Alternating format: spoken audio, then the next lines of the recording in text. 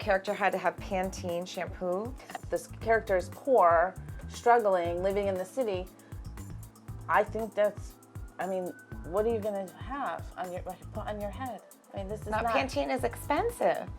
Our shampoo is expensive, like $30, like fancy shampoo. This is Pantene from CVS. Yeah, I use Pantene. I think everyone deserves Pantene. Don't you? Not your character that's Oh poor. God! But I said no. This is where I draw the line. We'll call it shampoo. This is another fight that we had about the book, that I put cutlets in the book. I think a chicken cutlet's like almost like a hot dog. Like it's like a normal basic thing, no?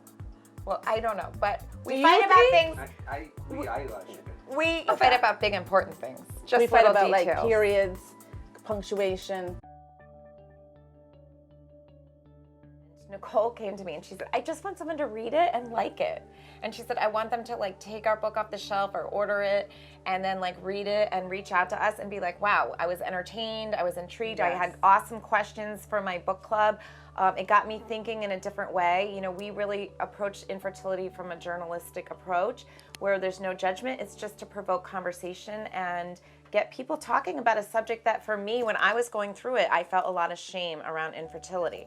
And so I feel like if you can sit around with your friends and have a wine and talk about these things and talk about donor eggs and talk about how infertility is impacting so many women, that is really the goal of our book, is to bring women together, to bring these conversations out in the open.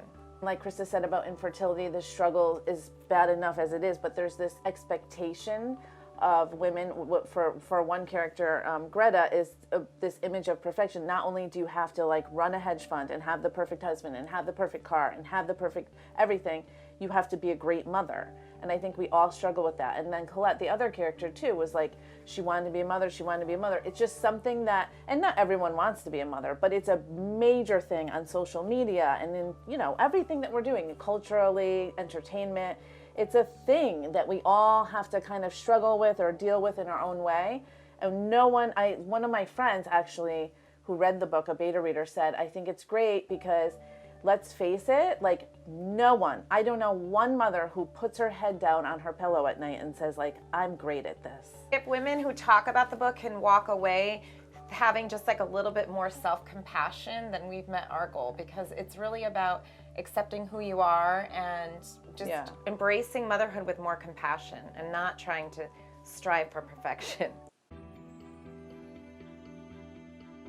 Imagine that you're 40 years old and you're all excited because you're ready to go and get your frozen eggs, but when you get there, your eggs are gone.